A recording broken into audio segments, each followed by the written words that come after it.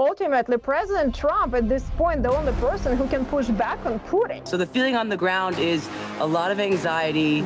People are quite scared about what comes next. Zelensky's idol is Vladimir Putin. Zelensky always lived in Moscow. Zelensky is the leader of a nation, and I'm Caitlyn Jenner's boy toy.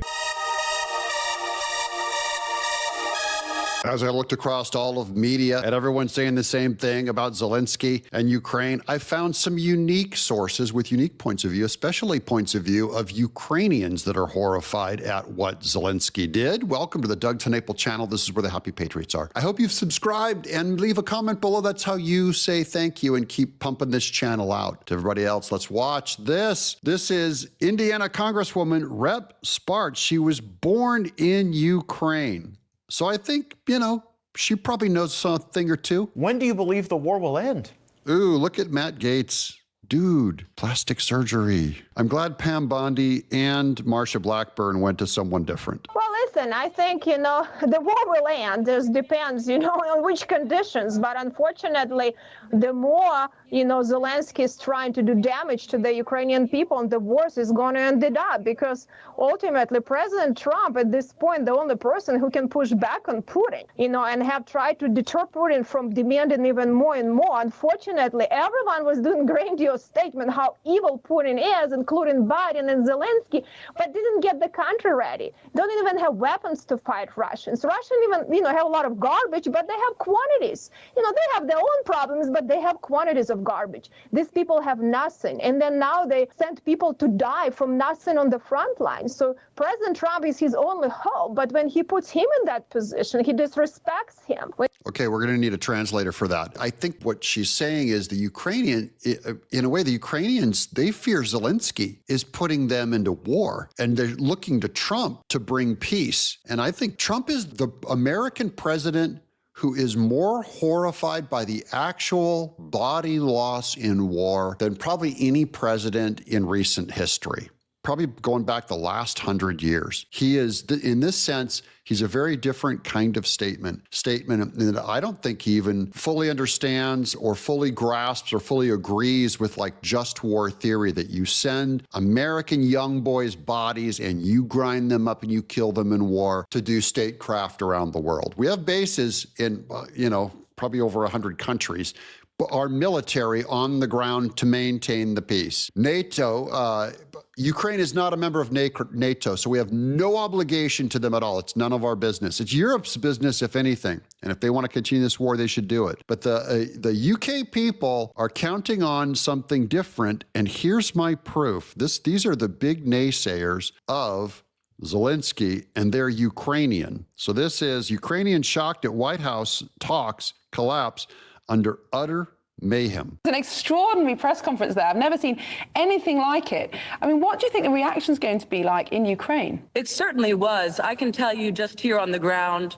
the Ukrainians that I've spoke with are absolutely shocked. I think many of them had hopes that the result of this deal would be a favorable one. Perhaps, I think, like everyone, believed that they would be signing this minerals deal today. And then quickly, it soon just absolutely decayed into utter mayhem. So the feeling on the ground is a lot of anxiety. People are quite scared about what comes next. They should be afraid because Zelensky will not apologize and will not accept that mineral rights deal. He had agreed to it earlier in the day and then tried tying it to not having to have a ceasefire. A lot of people in Ukraine saw a Trump victory in that November election as a possibility for peace. They would have believed, probably quite rightly, that Trump would have been on the side of the Ukrainians in any negotiations. And now they've seen their president, their leader, humiliated on the world stage. Humiliating experience. I mean, you had J.D. Vance basically asking him, publicly humiliating him, both of them calling for him that he should be more thankful, that he was not being grateful enough. And that is shocking because just a few weeks ago, I was there in the GB studio saying myself that Ukrainians were confident that a Trump presidency could bring them a just peace and could negotiate with Russia from a position of strength on their behalf. And it's just turning out to be almost completely the opposite. Now, Trump's position, certainly over recent days, is that Zelensky is not necessarily the leader that the West has portrayed him to be. He's accused him of being corrupt, of being a dictator. Is that how Ukrainians see things? Of course, their last election was in 2019, but over the last 20 years, they've had 5 different presidential elections. So there's certainly not the feeling that he's a dictator. It's sort of like you can speak badly about the family within the family, but no one else outside can. And that's how Ukrainians feel about Zelensky. It's one thing for them to criticize their leader, but it's a whole other thing for Trump to do so. Well, Zelensky should have butted out of our elections then when he went on that Kamala Harris promotional campaign when they were signing the bombs. It was all Democrats there on the ground, and Zelensky was there. So he was betting on the wrong candidate. But let's get, speaking of news sources, this lady, I think, has something interesting to say that I had not heard before. Of course, we all know that Zelensky was a comedian, but just what kind of comedian? He was a suck-up and lived in Moscow. I'm actually so mad at the Americans that are protecting Zelensky. For your record, Vladimir Zelensky, the president of Ukraine, unlawful president. His dream always was to be like Putin. Zelensky's idol is Vladimir Putin. Zelensky always lived in Moscow. He always wanted to get to this high-end society. This is just a boy whose dream became true. He's a comedian. Here's some photographs of him being a comedian. He always lived in Moscow. Zelensky lived and worked in Moscow. I don't know why Ukrainians are super supportive of him. Just because they made a movie where Zelensky was a superstar and there was a movie where he's a president. They did this movie on purpose. So people are like, oh, this is a good idea for him to be a president.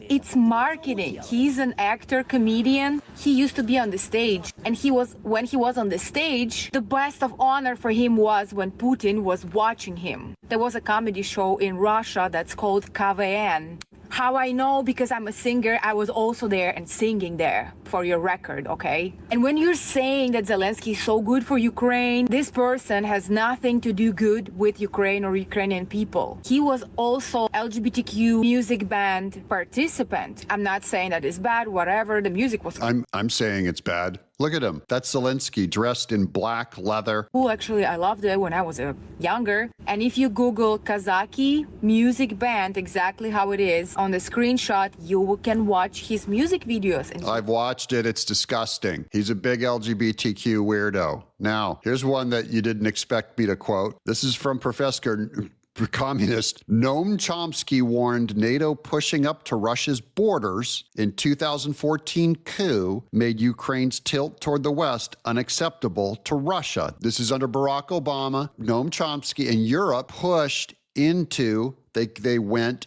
east toward Russia and made Russia feel threatened with Ukraine. The idea that Ukraine might join a Western military alliance would be quite unacceptable to any Russian leader.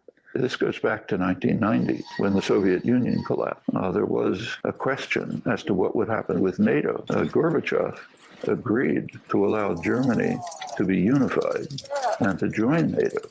It's a pretty remarkable concession, with a quid pro quo that NATO would not expand 1 inch to the east. That was the phrase that was used. So Russia has been provoked. Well, what happened? NATO instantly moved to East Germany. Then Clinton came along, expanded NATO right to the borders of Russia. Now there are the new Ukrainian government, the government after the overthrow of the preceding one. The parliament voted, I think, 300 to 8 or something like that to move to join NATO.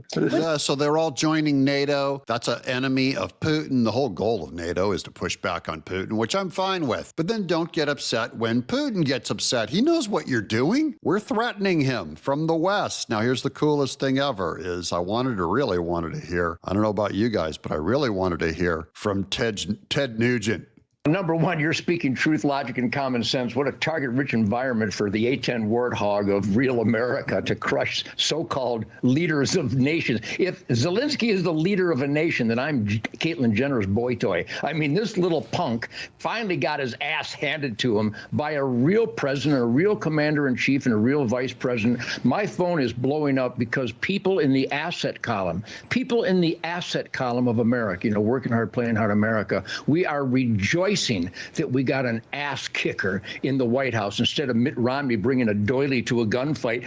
President Trump and J.D. Vance bring an A-10 warthog to a discussion. This is a glorious time. I'm like high on real leadership right now, Eric. God bless you for articulating exactly what real Americans are feeling right now, because this is a moment in time. This is a historical moment, and I'm celebrating. And this is at least 30% of America. Thank you, Ted Nugent. I just wanted to give you kind of a bigger picture. There's a large variety of opinion on this thing. I don't want to just funnel it down to kind of the pre-described battlegrounds that are on mainstream media right now. This, that, you know, pro-Zelensky versus anti-Zelensky. Just that there's a broad opinion out there by people. Overall, a distrust of Zelensky, I'll say. And overall, a general admiration of Trump and admitting that this war can't end without him. And all of our hopes are on Donald Trump to end this war. That's our prayer for peace. If you want peace, then you want Trump to succeed. Big media,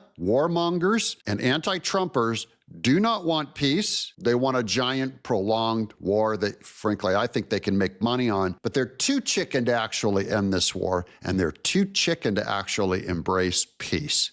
I'm Doug in exile.